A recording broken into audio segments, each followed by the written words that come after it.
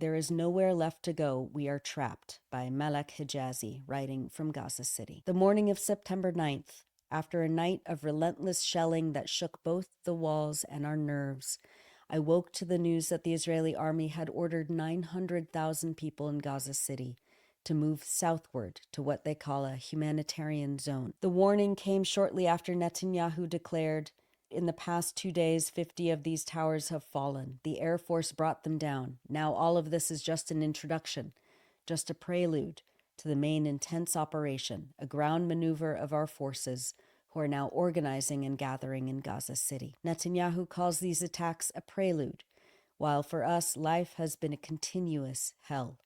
The Israeli F-16s and helicopters are intensifying their bombing of the city while quadcopter drones hover above. Sometimes they drop leaflets with evacuation orders. Other times they release small bombs directly over our heads and homes. They have broadcast insults that I have personally heard, calling us cows and dogs, or shout, "Stay tuned, we will invade Gaza City soon." In recent days, Israel has destroyed several prominent buildings in Gaza, including Al-Susi and Al-Roya towers, landmarks that once anchored neighborhoods and gave the city a sense of structure, identity, and even a hint of modernity. The families who had lived in them were suddenly homeless. These buildings had also been surrounded by dozens of tents, families living in their shadow after losing their homes.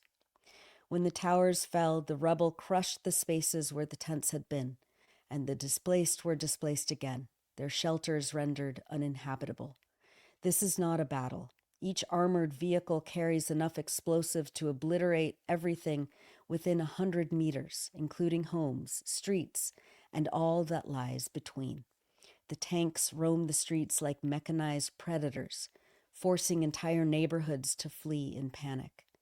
My family and I have searched desperately for an apartment farther south in the Strip.